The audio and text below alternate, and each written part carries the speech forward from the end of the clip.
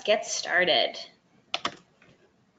All right, welcome back to another Unified Tennis season. I'm really excited to start this year. I feel like the school year is a blur already, so let's get right into Unified Tennis. I know that for a lot of people, next week will begin a lot of recruiting, team meetings, and things like that. So, of course, you can start practice if you already have your team, but I know for not everybody that is an option. So we'll jump into this, and then we'll talk about schedule a little bit farther in. All right, so our goal here is to talk about paperwork, forms, dates, the Google Drive, any documents that you all need to have, some tools and resources, and then to open it up for questions. I'm going to tell you all, I'm going to email this out to everybody after the presentation. Because there are so many links within this presentation, I recommend that everybody saves this somewhere that you can access it throughout the season. So that way you can always have the links that you need throughout the season. Again, I'll have it, so if you need the links, I can also send them to you. All right, so let's go to the next one. If you need anything, please, everybody I think has my contact information and my email. So please feel free to contact me, reach out, let me know how I can help. All right.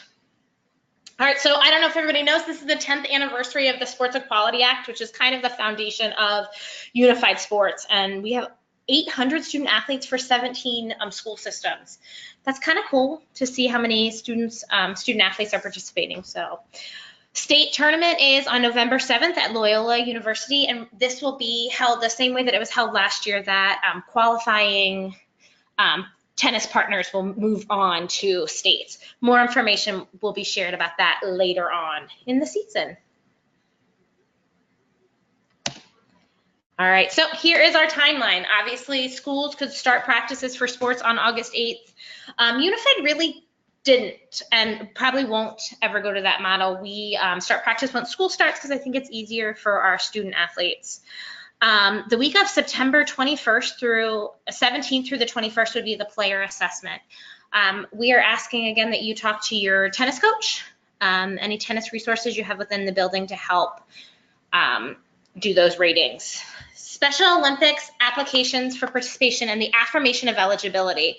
I always think of the affirmation of eligibility of like your roster for your team. Both of those must be to me by September 19th. Please make sure to send them to me. You can send them to me in the courier as long as they're going to arrive to me before the 19th, or you are more than welcome to send them to me via email. You can scan them in the office and then just send them that way. Postseason registrations are due the following week. That'll be our first week of matches, and I know that the quick turnaround for that, and that not everybody will have had a match to see how their partners play, but it's really important for us to get that information in so that we can start seeding everything for districts. So please, please, please be mindful of these deadlines, because if this year it's going to be much stricter. So if the paperwork is not in, student athletes are not going to be able to participate. Again, please let me know if you need any help with any of this. All right, so our season schedule, I know that I've emailed it out previously, but here's the link to it that you can get off the Google Docs. We're gonna have our district tournament at Baker Park. Those are 2 sets of courts, and we'll have it on October 15th, starting at 1, which will be great so that we can finish it out usually at a reasonable hour. The state tournament pre-competition webinar won't be until the 24th, so everybody will know who's going and will know what to do. And then obviously states are at Loyola University on the 7th. Monday and Tuesday of that week, we are closed. So just FYI, that's something just for everybody to know. All right, so some great resources. Right here, this link, when you click on it, it takes you to a Google folder where you can get all sorts of unified tennis information, the coach's research guide, Special Olympics Maryland related forms. So if you can't find that, I always call it the SOMD form for student athletes to turn in, you can go right from there. There's also some really great tennis training tools that we're going to talk about a little bit later. And then there's the quick reference coaching guide. Okay, on the bottom right here, there is this link for coach's contact list. I'm going to ask that if you guys could take a moment and fill in your information, or just check it to make sure the information that I've filled in is correct. Like I said, this presentation will come out, and I will also include that link in the email that I send with this. All right, so here's one of the cool tennis resource guides that are, it's pretty meticulous review. I'm not gonna show everybody these, but please, if you have any questions or are concerned about any sports overview or how you're gonna do certain things with your athletes, the individual skills competition is part 4. Look at those, watch through these because they are a great resource for everybody. All right. We're going to hold questions till the end, but please just jot down any questions you have about this beginning stuff. I think that the big takeaways are the due dates and then to find those resources. All right, forms, huge thing. All right, guys, like I said, they are due to me on the 19th. One of the big things that I'm going to ask is that everybody make sure that this part where the mouse is pointing, and I'm hopeful that everybody can see it, right here, if you could make sure to fill out, make sure to check that box. That was one of the common errors that I found last year, is that when people turned everything in, they had, if they had a disability, they had all their information. It was signed and dated, which is awesome. All the things that we want. But then if they had ever been charged with a crime, was not checked. And most of our student athletes have not been charged with a crime, so that answer was no. But I don't know them, so I can't fill that in for you. So please make sure that that is also checked. All right, the affirmation of eligibility. Like I said before, I think of it like your roster. So please make sure to take the time and fill that out. It must be turned in with your forms. Otherwise, I have nothing to check it off with. I can't say that Susie turned in her form and she's part of her team if I don't have a roster to tell me that. All right, this is important. On the bottom right here, state invitational credentials. Anybody that's going to attend the state tournament with your team, that could be an IA or a student athlete coach. You want to make sure that you include their information there, so if they're traveling with you all, that they can travel wherever coaches and the teams travel. Again, this form to me, I kind of jumped ahead, the affirmation of eligibility. This has the incorrect date. This affirmation is due on the 19th. All right, so anybody that is working with us, they'll need a, as in a volunteer capacity, either volunteer coaching or that really would be the only reason they're volunteering with us. They need to do a Class A clearance. They're required of all non-student athletes. So the Class A clearance can be required by completing 2 short steps. And they're valid for 3 years. All Class A documents are going to be submitted directly to Rachel because they have confidential information, and those documents need to be submitted before Wednesday, September 19th. All right, so for the non-student athletes, they're going to have a background check, which that is this form. The Class A volunteer app is in that Google folder. So that's the first step. And then they also have to take the protective behaviors training, as all of us coaches have done already, hopefully. And if you have not done it as a coach in the past 3 years, please make sure that you fill out the Class A volunteer application and do the protective behaviors training again. Okay, a minor that's younger than 18-year-old must also complete and submit the SOD student minor volunteer reference. Those are for those student athletes that aren't going to be part of your team but are helping coach. So we want to make sure that we get that information in a timely manner. The protective training behaviors we all did. I know that last year I was lucky enough to do it in paper pencil, but the link is in here to do it online, and it just gives you some information about, just best practices. Protective training, they give you an option to print the confirmation.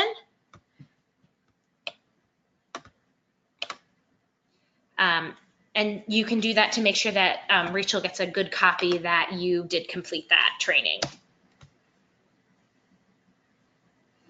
Looks like my screen is frozen here. Oh, there you go. Competition review. So like I said before, there's some great training resources available to you in the Coach's Toolkit, which is located within that Google folder. Please feel free to, I know that we have 2 new coaches this year. Please take some time to look through that material. Unified Tennis, as everybody knows, is a little different because it's leveled based on a student's ability. And we want to make sure that we are giving our students the best opportunity to compete in a competitive manner. All right, so player rating system is very important. We should be rating students each year. I know that some kids have played from the year past, and you would think that they could play at the same level, but that's not always the case. So we need to be mindful of that, and we need to make sure that we are rating student athletes each year with somebody that's knowledgeable of tennis, because otherwise we want to have some integrity with those ratings so that when we play, a team from Prince George's County at states, that our ratings are the same as theirs, because it's never fun to get at a different level and either be a lot better than the other team or the other team be a lot better than your team, because that does not make for a fun day of tennis. All right, so there is the Unified Tennis Rating Guidelines, and like I said before, we want to make sure that there's consistency among raters. Raters should be familiar with observing and evaluating the skill level of beginning to advancing tennis players. And that's why we have really recommended in years past to talk to your varsity tennis coach. If for whatever reason you cannot find somebody at your school, like your varsity tennis coach, that is willing to do it, please reach out to myself and I will work with Special Olympics to see if we can get somebody to come out. You would just need to let me know the day you're planning on doing that. And like I said before, returning players should be re-rated every year, but they shouldn't be rated lower. A player who played with an orange ball in 2016 should play the next year in a greater level. And I understand I said before that they could be different, and it could. And if there is a significant difference, please contact me so that we can talk about kind of what happened with that student athlete. Okay. All right, rating sessions. Right here, you'll see this fancy form. So the rating form and the guidelines are available in the Unified Tennis folder. And so that's there for you so that you can look at it and make a decision on what level, make a decision on who is going to participate in those give those ratings. Sorry, first week of school brain here. And just to make sure everything runs smoothly. Prior to the rating session, make sure that each piece of paper is filled out with the student athlete's name, their school, their gender, their age, etc. So that then when the person is doing that evaluation, they have that paperwork there, and it's a smooth process for them. Another good rule of thumb is to pre-rate. So, while the tennis coach is doing it, also do it so that you guys can compare what you guys are seeing. Ensure players by providing reminders, and make sure that student athletes are appropriately dressed, because, inappropriate shoes sometimes lead to not such great playing. Making sure that we've got good rackets for students that they can use. Later in the presentation, there is a place to kind of seek out new tennis rackets if you need them. At the rating session, since you've already seen your kids play before, please try to pair each team member with another team member of similar skill level. Aid to the staging process, ensuring that you have your student athletes on deck so that they can quickly be rated, so that's a timely event, and so that student athletes and the raters and yourself don't feel like you're wasting your time waiting around. All right, so postseason registration, and of course this one doesn't have the date, but that was September 26th, so you'll want to make sure that you get those forms to me. You're going to want to fill these out and make sure that you have each student athlete and their partner listed here. And you want to make sure that you've got all the numbers filled in correctly. This is a great Google form that can be copied with all the formulas into another document that makes it really easy to see to everybody for counties. So make sure that you are filling this out correctly. Allie Rack created a kind of a how-to YouTube video on how to fill this out correctly to make sure that everything is done the way that it should be. These should be submitted electronically. If they are not submitted electronically, please send them to me with enough time so that I can type in the information. You want to make sure that you have all the top information filled out up here in addition to the student athlete information. All right, only student athletes listed on the affirmation of eligibility may go on your postseason registration. That's going to be, as it was last year, but again this year, we need to make sure that we have the paperwork for the students on time so that they can participate. I know that there are extenuating circumstances, and if something comes up and a student moves to your school, later on, we can absolutely talk about different opportunities, but those students have also missed the beginning practice. So we want to be mindful of that for the other student athletes. Please make sure that you have your team name on it and contact information. Partial names are not great. So I know that I have the habit of, putting UHS instead of Urbana High School. You want to list everything out. Okay? Dual participation. I feel like this has been a really big topic for the last probably 2 or 3 years. Dual participation, first and foremost, is should varsity tennis players be allowed to participate in unified sports? And in Frederick County Public Schools, we are taking the stance that a student can participate in unified tennis if they have not been on a varsity tennis team for a full school year. So if a young lady or young man played on our varsity tennis team in 2017-2018 school year, they are not eligible to be on unified in the 2018-2019 school year, but they would be able to be on the following school year. So I gave an example there. The student played varsity tennis as a freshman. They didn't play as a sophomore and then came out to play unified tennis as a junior. The junior would be eligible to play. A student athlete may not play on a varsity sport or JV sport while participating in unified. And that was the same as, we've had in your past. We can't have a volleyball player in the fall being on the volleyball team and the unified tennis team. All right, recruitment.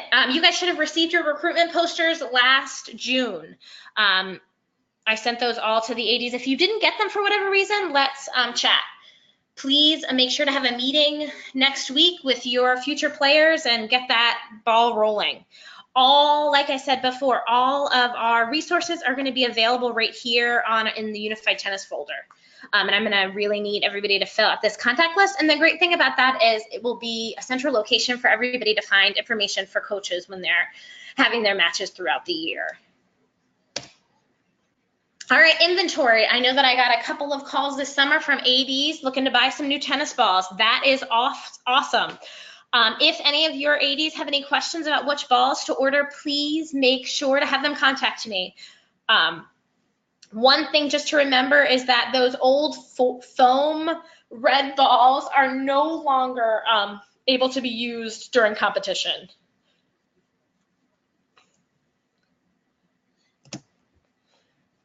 All right, I was talking about rackets, and if you needed one. LPF is partnered with Special Olympics, and you can get some free sports equipment through them. So if you need some of that, please make sure to apply for the grant today by clicking on this link here. Like I said, when we get off the phone, I will send this out to you all. If when I send it out, you get nothing in your email, please shoot me a quick email. You can even reply all and say, hey, Michelle, we didn't get this. For some reason, I am struggling to attach this presentation to an email. I'm hopeful that it will go very smoothly, but if not, please let me know. All right, uniforms, really important. You need to contact your ADs if you need additional uniforms or if you need new uniforms. When you're ordering your uniforms, please make sure that you have the Unified Sports logo on them at some location.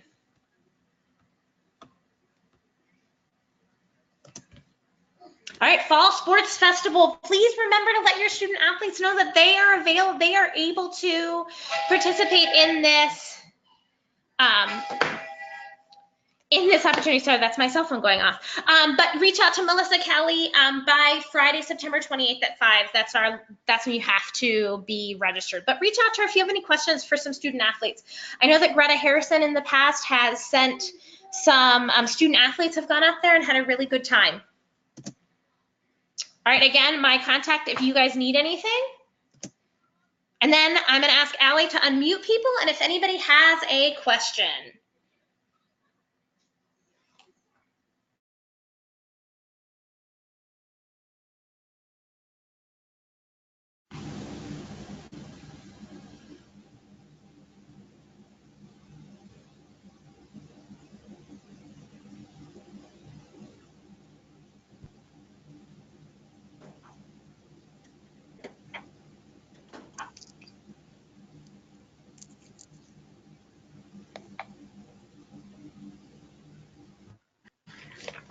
Michelle, this is Allie. I just unmuted everyone.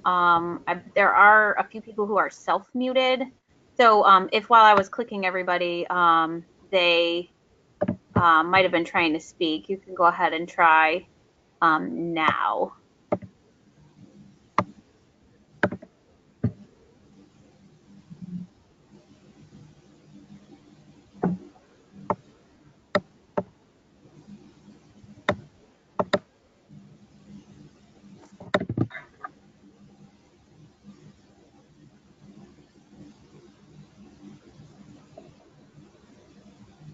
It doesn't look like anybody has any questions. I know that Greta, I think she must have gotten held up doing something, but she wanted to share some information with everybody.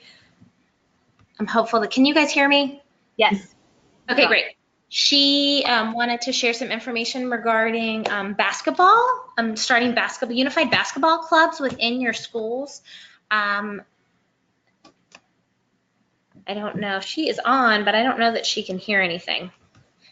You know, the joys of webinars, sometimes I feel like technology makes it easy for us to get things done, but is hard sometimes when it isn't working for individual people the way they want it to. But Greta has some great information. And they can, if you have any interest in unified basketball, please, please, please reach out to her, because I think it could be a really fun thing, and we could work with just different clubs and seeing if we could like meet up at certain times and have some after school competition on that club level, which could be kind of awesome. I'm going to give Greta one more second to see if she can get on here, because that would be great for her to share, but I know that she's really excited about that.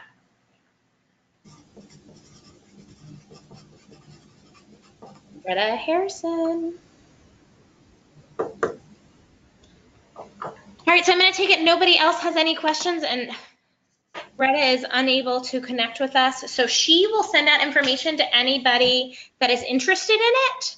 And if you are interested and don't have Greta's contact information, please send me an email, and I will connect you with Greta and the cool folder and the information that she's kind of put together for this. Thank you guys all so very much for making time for today to be here on this call. I greatly appreciate it. All right, guys. Well, thank you so much and have a wonderful day. I'm going to sign off.